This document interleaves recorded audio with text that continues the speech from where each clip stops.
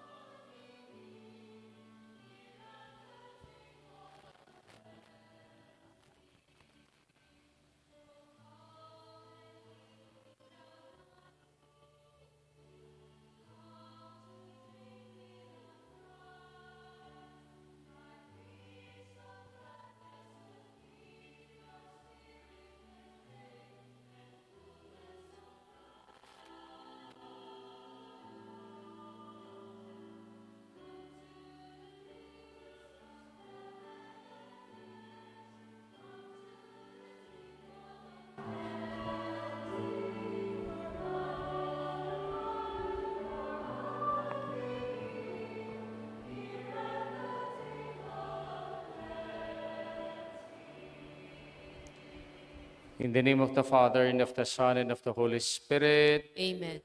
the Lord be with you. And with your spirit.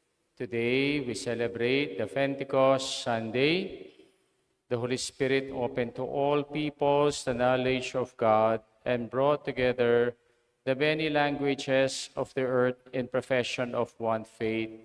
Announcing the peace that comes with his victory over death, Jesus gave the Holy Spirit with the power to forgive and conquer sin. Like the apostles, we are strengthened by the Spirit to face the challenges of the world. The Holy Spirit shower us with gifts. Brothers and sisters, let us now acknowledge our sins and so prepare ourselves to celebrate the sacred mysteries. You were sent to heal the contrite of heart. Lord, have mercy. Lord, have You mercy. came to call sinners. Christ, have mercy. Christ, have You are mercy. seated at the right hand of the Father to intercede for us. Lord, have mercy. Lord, have May mercy. Almighty God have mercy on us, forgive us our sins, and bring us to life everlasting. Amen.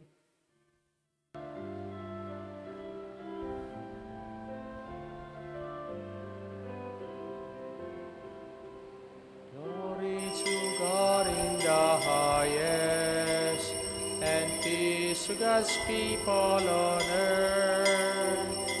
Glory to God in the highest, and peace to God's people on earth. Lord God, heavenly King, Almighty God and Father, we worship you, we give you thanks, we praise you for your glory. Glory to God in the highest, and peace to God's people on earth. Glory to God in the highest, and peace to God's people on earth. Lord Jesus Christ, only Son of the Father, Lord God, Lamb of God, you take away the sins of the world. Have mercy on us. Have mercy on us. You are seated at the right hand of the Father. Listen our prayer, listen our prayer. Glory to God in the highest, and peace to God's people on earth. Glory to God in the highest, and peace to God's people on earth. You alone are the Holy One, you alone are the Lord, you alone are the Most High, Jesus Christ, you and Holy Spirit, the glory of God, the Father. Amen. Glory to God in the highest, and peace to God's people on earth. Glory to God in the highest, and peace to God's people on earth.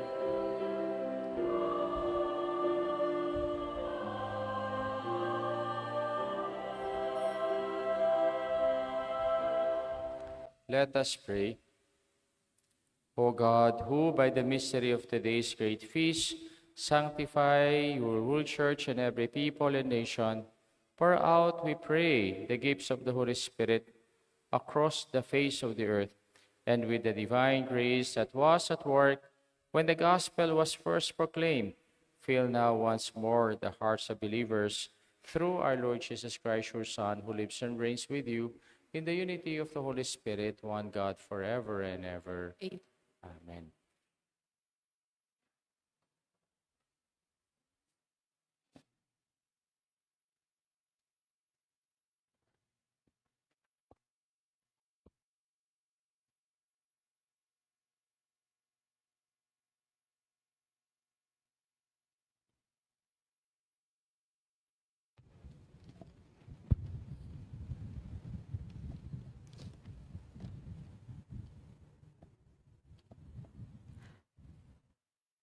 A reading from the Acts of the Apostles.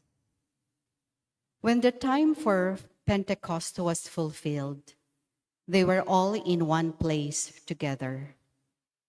And suddenly, there came from the sky a noise like a strong driving wind, and it filled the entire house in which they were. Then there appeared to them tongues as of fire, which parted and came to rest on each one of them. And they were all filled with the Holy Spirit and began to speak in different tongues as the Spirit enabled them to proclaim. Now, there were devout Jews from every nation under heaven staying in Jerusalem. At this sound, they gathered in a large crowd, but they were confused because each one heard them speaking in his own language. They were astounded, and in amazement they asked, "Are not all these people who are speaking Galileans? Then how does each of us hear them in his native language?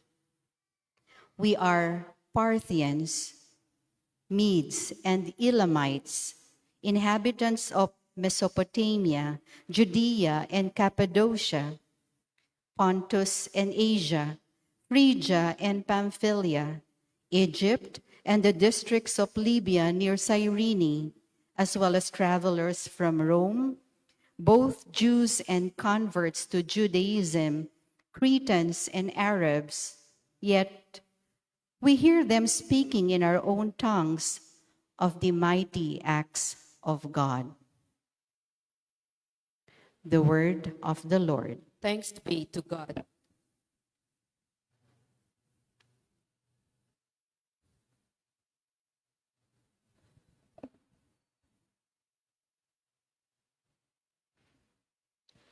Lord, send out your Spirit and renew the face of the earth. Lord, send out your Spirit and renew the face of the earth. Bless the Lord, O my soul. O Lord, my God, you are great indeed. How manifold are your works, O Lord. The earth is full of your creatures. Renew the face of the earth.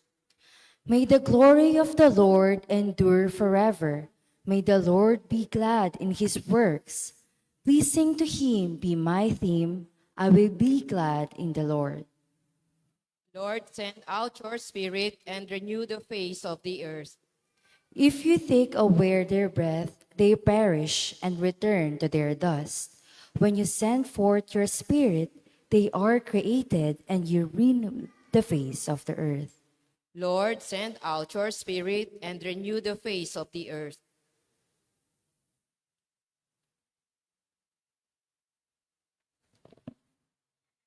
A reading from the first letter of St. Paul to the Corinthians. Brothers and sisters, no one can say Jesus is Lord except by the Holy Spirit. There are different kinds of spiritual gifts, but the same Spirit.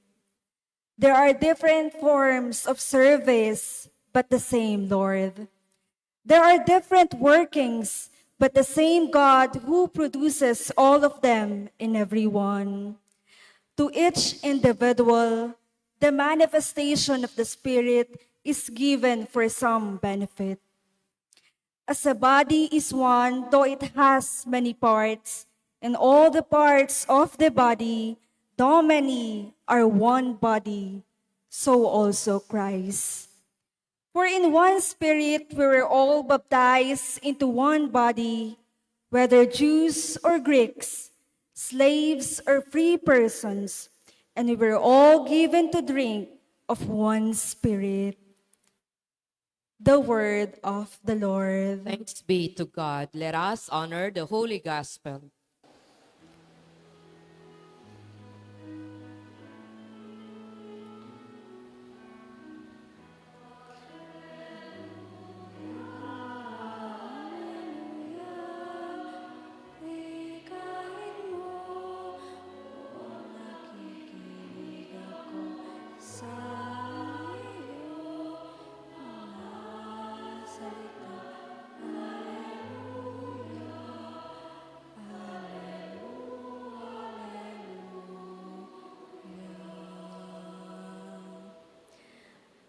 Come, Holy Spirit, fill the hearts of the faithful and kindle in them the fire of your love.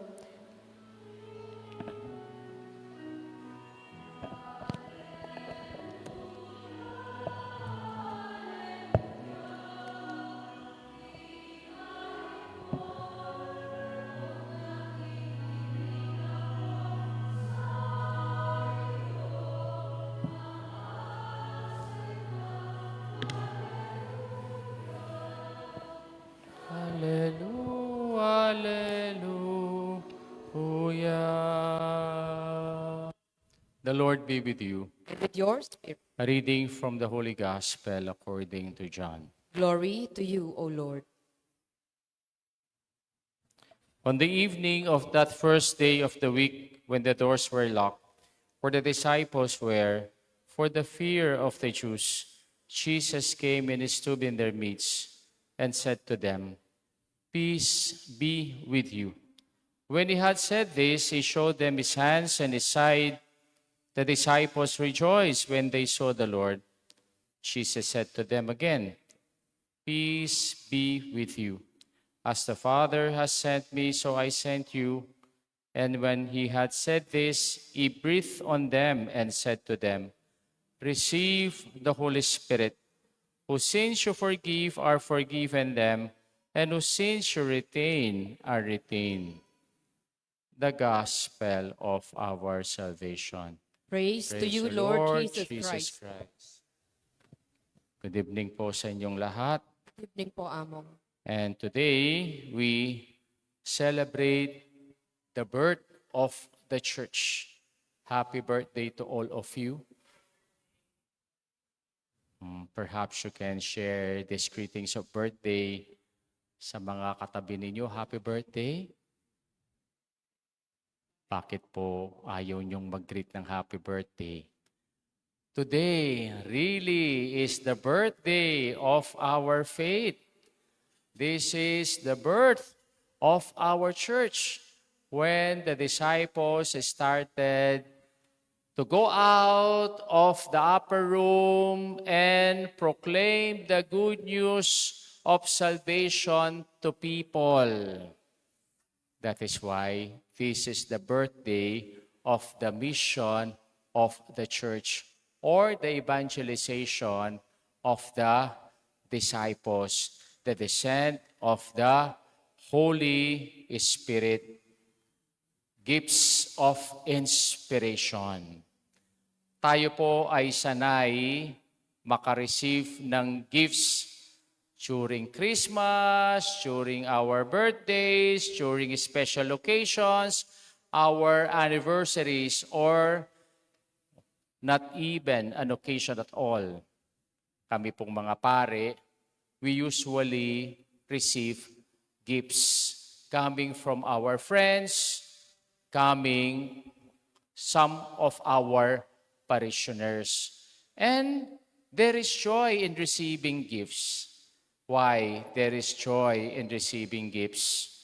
Not only that we rejoice on the gift, but we are being reminded that somebody remembers us, somebody cared for us, or even somebody appreciate us.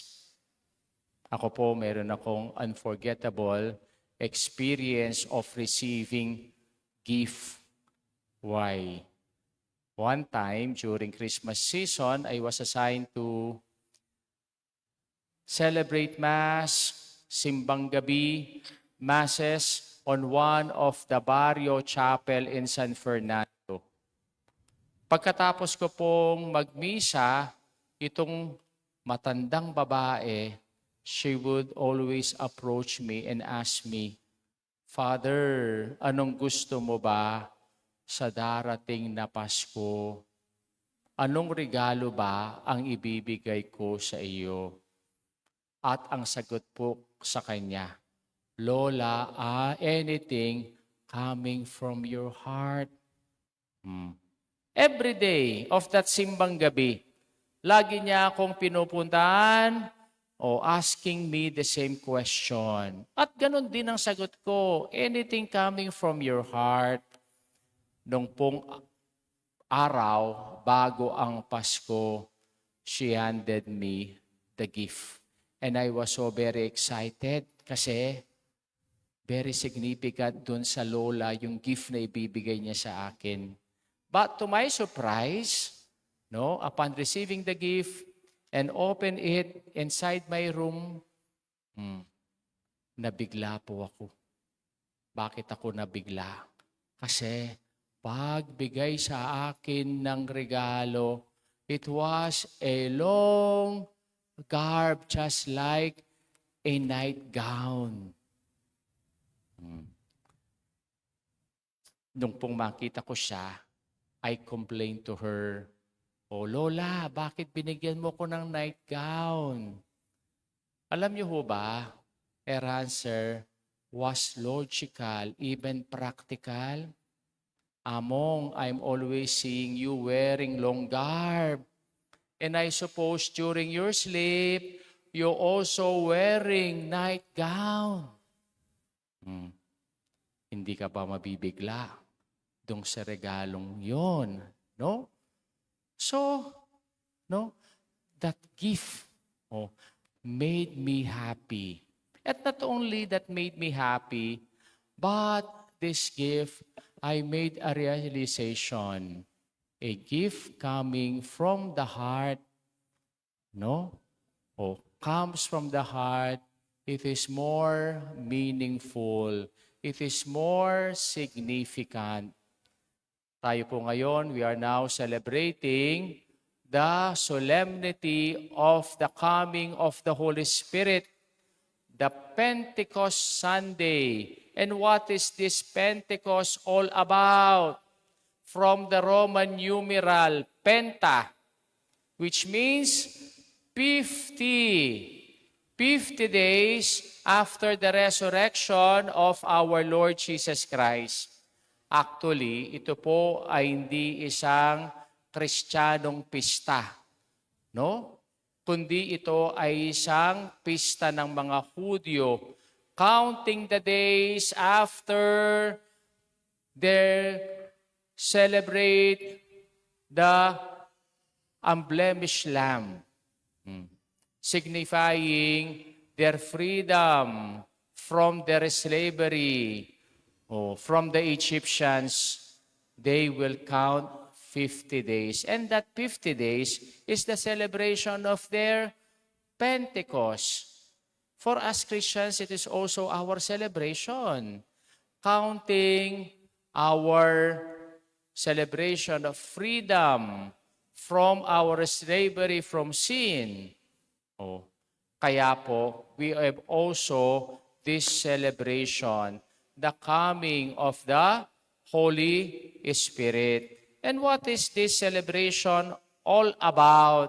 It is not just only the coming of the Holy Spirit, but the gifts that our Lord Jesus Christ giving us. And what is this gift? The gifts of inspiration. Kayo ba ay inspired ba kayo sa panahon natin ngayon? Especially nowadays, We are in the middle of frustrations. We are in the middle of oh, violence, of crime, of corruption. And what is inspiration? Where this word derived from? From the Latin word in spiro. At anong ibig sabihin ng salitang in spiro? With the Spirit or full of Spirit. That is why the word inspiration literally means to breathe into. Hindi lang po ito yung exchange of oxygen and carbon dioxide, kundi ito yung a new birth, a new hope, or a new life coming from the inspiration of the Holy Spirit. That is why it is so saddening nowadays, inspiration is no longer part of our Christian values. Kaya napaka-importante that today we celebrate this Pentecost Sunday. In what way? With these 3 A's of the Pentecost, which means animate, activate, ablaze. First, the Holy Spirit animates us. Tatanungin ko po kayo ngayon, buhay pa ba kayo? Buhay pa ba kayo? Yes or no? Buhay pa ba kayo? Hawakan nyo nga yung katabi ninyo kung buhay pa. Kasi hindi na sila sumasagot. Akala natin tayo po'y nabubuhay kasi humihinga tayo. Pero ang daming tao ngayon na sila ay humihinga, pero para silang mga matay, living dead, just like the disciples in our first reading. They were inside the room feeling depressed, feeling hopeless, feeling fearful. Alam nyo ba, ang mga taong ngayon, they usually complain. Kaya upon waking up in the morning, instead of thanking the Lord, they complain. Umaga na naman. Trabaho na naman. Klase na naman. Traffic na naman. Luto na naman. Laba na naman. Kaya ang daming mga tao ngayong burnout Kasi parang ang buhay, routine na lang. Umiikot na lang. Baka hindi tayo naghahanap ng inspiration sa buhay natin to give our life meaning or to give our life purpose for us to be inspirited. That is why our Lord in our first reading on the Acts of the Apostles, with these feelings of these disciples, suddenly there came from the sky a noise like a strong driving wind and filled the entire house with which they were. Tongues of fire which parted and came to rest in each one of them. They were animated and started to proclaim the good news of salvation.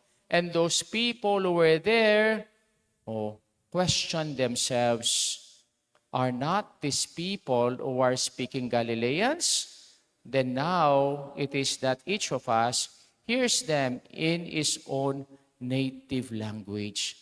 Kaya kung titingnan natin, upon receiving the Holy Spirit, they were animated, full of life, full of vigor, full of enthusiasm. Kaya po yung taong inspired, sila ay buhay na buhay sa kanilang buhay.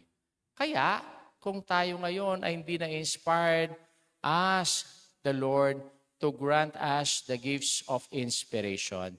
Second, the Holy Spirit activates us. God has given us one and each one of us beautiful gifts. At ano yung mga beautiful gifts na ito? Talents, capabilities, abilities. Tandaan natin, binigyan tayo ng Diyos ng ganitong regalo, not only for our own use, but also to use it for others and even to the service of the church. Kaya minsan po, nagyayaya akong magsimba. Ang laging sinasabi ng mga niyaya ko, wala kang time dyan. No? Not because of laziness, not because of indifference, but lack of inspiration. Yung bang sasabihin nila, I am not talented, I have nothing to offer, I'm too old, I'm too ordinary. No, no. We possess these God-given talents, abilities, and skills. Use them. Why? No one is without a gift, and no gift is significant in the eyes of God. In our second reading, St. Paul reminded us of these gifts. There are different gifts, but the same Spirit, and even identify these gifts. Some are gifted to teach, others to lead, to sing, to encourage, to heal, to listen, and to help. Activate these gifts. Make our faith alive by means of our active service in the church. Kaya po kung tayo ay mayroong magandang boses, no? Join our choir. Or even if we have a good diction and or pronunciation, join the Lectors Guild or the Commentators Guild. Or if we have the ability to pray, pray for the church. Pray for the church of Sapang Bato. Or even pray for your parish priest. And not to ridicule the priest. Or even, if you have the gift of wealth, use it to help others. And if you have the gift of time, use it to serve. Kahit yung simple lang pong smile, o kaya a simple words of encouragement to those people who are hurting, pwede natin gamitin yan to serve others in the church. No? Activate our God-given gifts. Hindi lang po yan para sarili natin, kundi ito ay gamitin din natin for the greater glory of God. And third, the Holy Spirit ablaze us. Kayo ba, mainit pa kayo sa inyong pananampalataya? Ablazing pa ba yung faith na na-receive natin during our baptism and our confirmation? Baka nakakalimutan natin. We receive this Holy Spirit to inspire us to perform our faith, hope, and love. No? Especially nowadays, people are spiritually empty. Ang daming mga tao ngayon, spiritually empty, lost their enthusiasm in prayer, joy in service, passion in doing good, because they are no longer inspired. Remember, without the Holy Spirit, faith grows cold. Without the Holy Spirit, hope fades. Without the Holy Spirit, love weakens. Just like in our gospel today. At the middle of their desperation, at the middle of their fears, Jesus appeared to his disciples and greeted them, "Peace be with you." And this greeting of peace is just not only an ordinary greeting, but this is the greeting of the promise of the Holy Spirit. And upon receiving the Holy Spirit, they started to ablaze. Their faith is ablaze because they no longer doubt or hide in fear. Their hope is ablaze because they no longer live in despair and discouragement. And their love is ablaze because they begin serving others generously. This is our celebration of Pentecost. And remember, Pentecost, it is not just only a one-day event, but it must be an everyday event of our life. Bakit? Kasi we need inspirations. No? Kaya kung tayo ay naglalamig na, no more vigor, no more energy, no more enthusiasm, no, in exercising our faith, hope, and love, especially in this world full of negativity, discouragement, uncertainty, and confusion.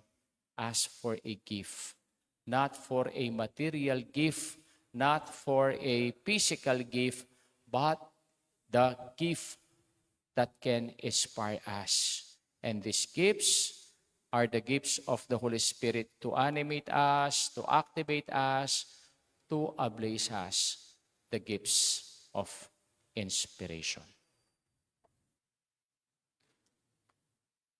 Let us now profess our faith all together. I believe in I God, believe the in Father God, Almighty, the Father Almighty, creator of heaven and earth, and in Jesus Christ, His Son, our Lord, who was conceived by the power of the Holy Spirit, born of the Virgin Mary, suffered under Pontius Pilate, was crucified, died, and was buried. He descended into hell. On the third day, he rose again from the dead. He ascended into heaven and is seated at the right hand of God, the Father Almighty. From there, he will come to judge the living and the dead. I believe in the Holy Spirit, the Holy Catholic Church, the communion of saints, the forgiveness of sins, the resurrection of the body, and life everlasting. Amen. Let us ask our loving Father that He may pour down upon us the Holy Spirit who will bring the renewal and graces we need. Full of trust, we pray. Father, fill us with your Holy Spirit altogether. Father, fill us with your Holy Spirit. Father, send your Spirit to the Church and upon her leaders, and endow her with variety of charisms and ministries that the Spirit inspires for her good. We pray. Father, fill us with your Holy Spirit. Father, pour out your Spirit on the leaders of our nation, that they may use their power and authority in the service and guidance of our people. We pray. Father, Father, fill all missionaries with your Spirit, that through their preaching of the good news and their witness, people may come to you and your Son, Jesus. We pray. Father, fill us with your Holy Spirit. Father, send your Spirit to soften those with stubborn heart and will, and guide the steps of those who go astray from you and your community. We pray. Father, fill us with your Holy Spirit. Father, send your Spirit to comfort the sick and the dying, and to give eternal life to those who have died. We pray. Father, fill us with your Holy Spirit. Let us pray for the urgent concerns of our community, those who are in need of our prayers and our personal intentions. Father, fill us with your Spirit. God our Father, listen to your people, gather in prayer.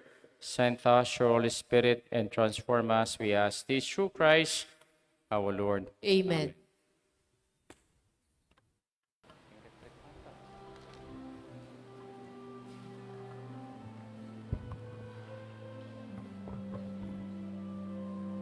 Dagdagan nyo rin ang cross tayo na. Betong to.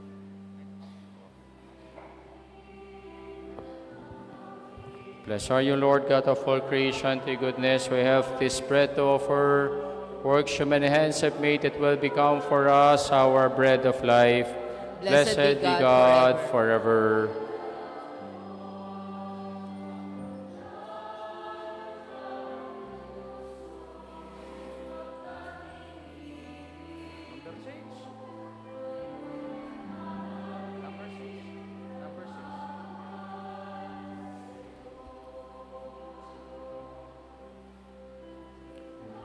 Blessed are you, Lord God of all creation. To your goodness we have this wine to offer, fruit of the vine, works human hands have made. It will become for us our spiritual drink. Blessed be God forever.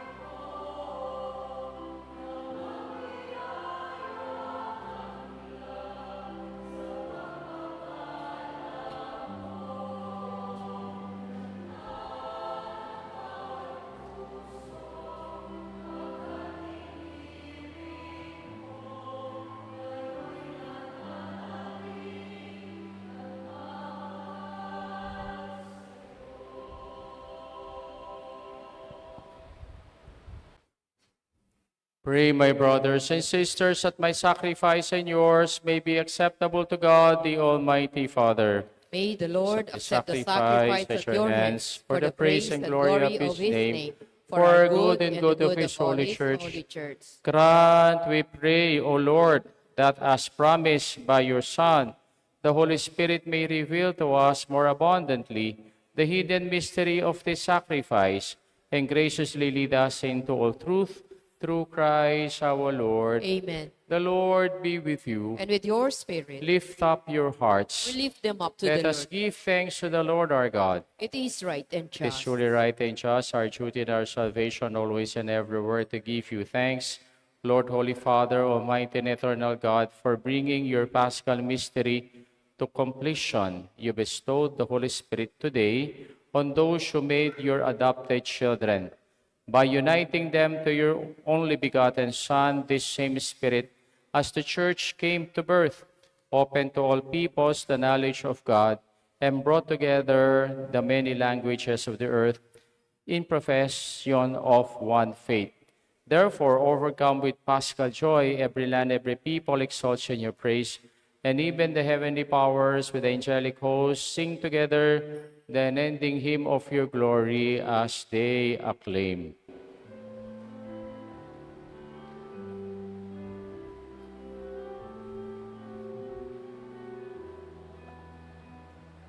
Santo, Santo, Santong Panginoong Diyos, napupuno ang langit at lupa ng dakilan mo.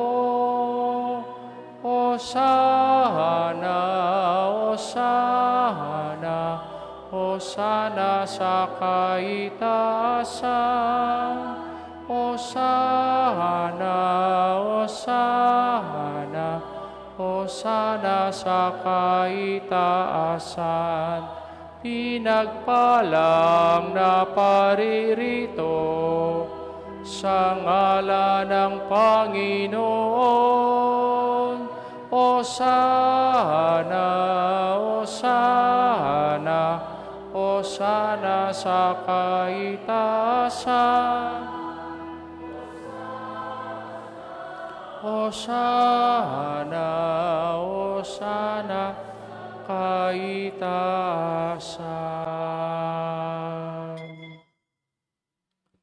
You are indeed holy, O Lord, the fount of all holiness. Make holy, therefore, these gifts, we pray, by sending down your Spirit upon them like the dewfall, so that they may become for us the body and blood of our Lord Jesus Christ. At the time he was betrayed and entered willingly into his passion, he took bread, giving thanks, broke it, gave it to his disciples, saying, "Take this, all of you, and eat of it, for this is my body, which will be given up for you."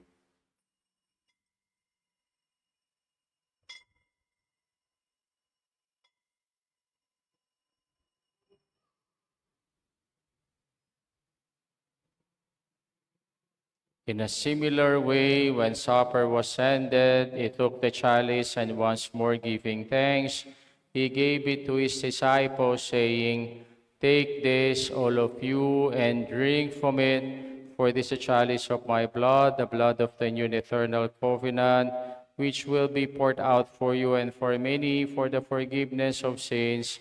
Do this in memory of me."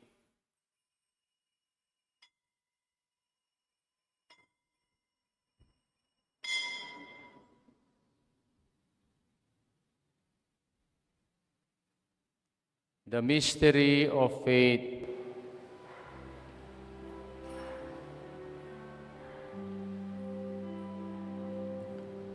When we eat this bread and drink this cup, we proclaim your death, O Lord, until you come again, until you come again, we proclaim your death, O Lord. Therefore, as we celebrate the memorial of his death and resurrection, we offer you, Lord, the bread of life and the chalice of salvation, giving thanks that you have held us worthy to be in your presence and minister to you. Humbly we pray that partaking of the body and blood of Christ, we may be gathered into one by the Holy Spirit. Remember, Lord, your church has spread throughout the world, and bring her to the fullness of charity, together with Leo, our Pope, Florentino, our Bishop, and all the clergy. Remember also our brothers and sisters who have fallen asleep in the hope of the resurrection, and all who have died in your mercy. Welcome them into the light of your face. Have mercy on us all, we pray, that with the Blessed Virgin Mary, Mother of God, with Saint Joseph, our spouse, with the blessed apostles, and all the saints who have pleased you throughout the ages, we may merit to be co-heirs to eternal life, and may praise and glorify you through your Son, Jesus Christ. Through him, with him, and in him, O God, Almighty Father, in the unity of the Holy Spirit, all glory and honor is yours forever and ever. Amen. Amen. Amen.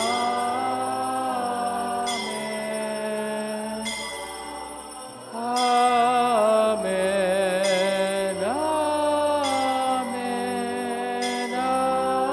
Amen. Amen.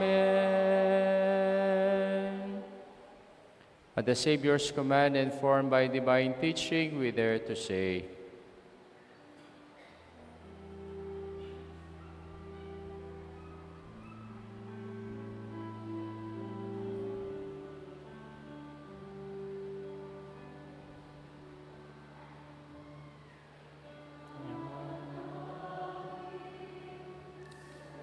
sa langit ka, sambahin ang mo, mapasamin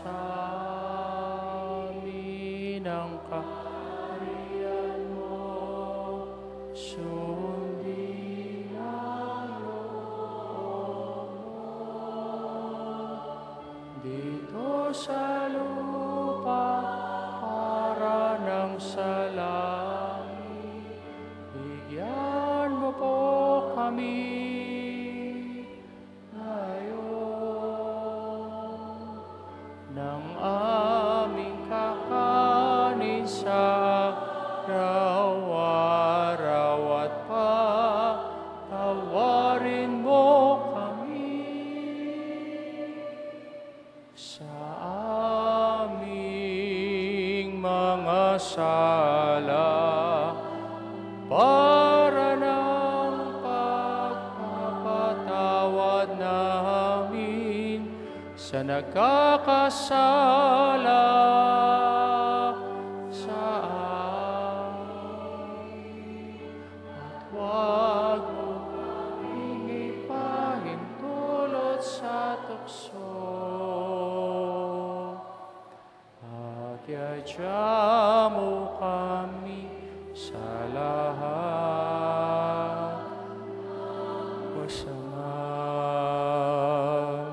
Deliver us, Lord, we pray, from every evil. Graciously grant peace in our days. By the help of your mercy, we may be always free from sin and safe from all distress, as we await the blessed hope and the coming of our Savior, Jesus Christ. For the kingdom, the power, and the glory are yours now and forever. Lord Jesus Christ, you said to your apostles, peace I leave you and my peace I give you.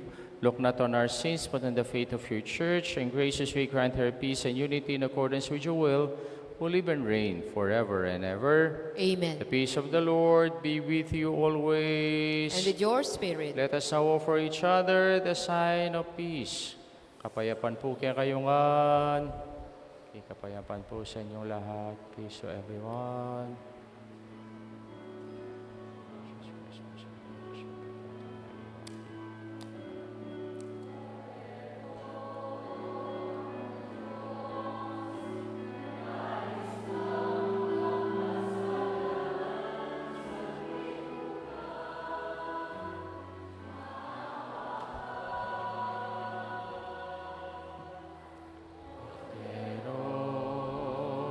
Diyos na nag-alis ng mga kasalanan ng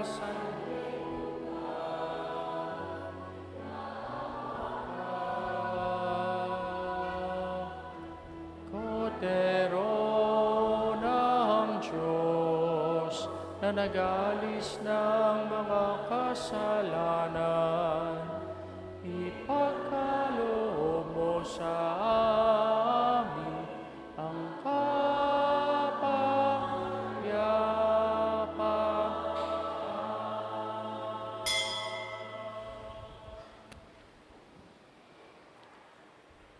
Behold the Lamb of God. Behold him who takes away the sins of the world. Blessed are those who go to the supper of the Lamb. Lord, I am not worthy that you should that you enter should under enter my roof, but only say the word, and my soul shall be healed. May the body and blood of our Lord Jesus Christ keep us safe for eternal life. Amen. Amen.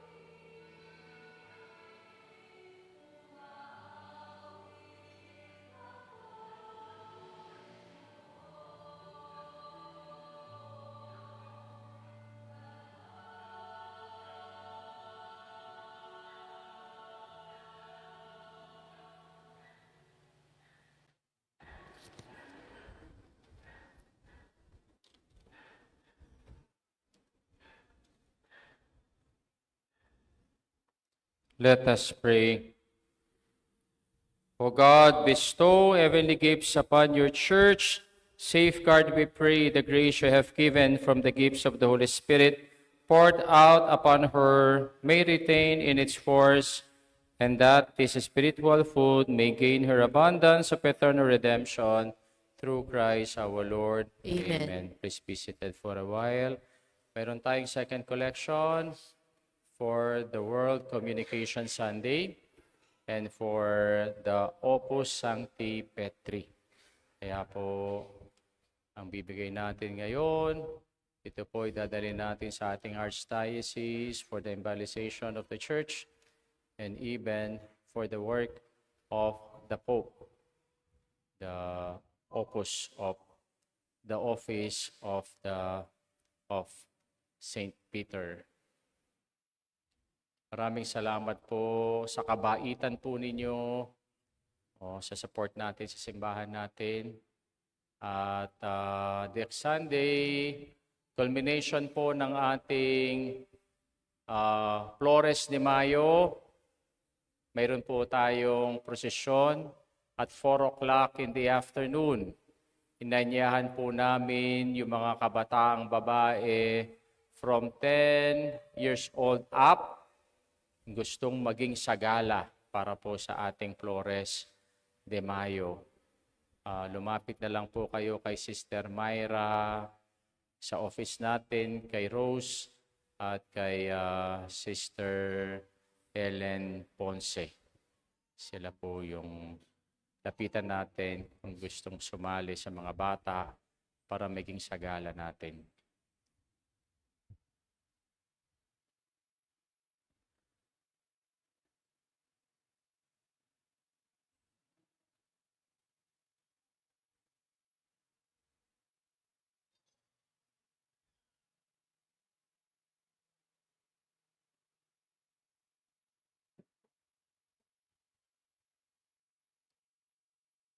The Lord be with you. And with your spirit. The mighty God bless you all.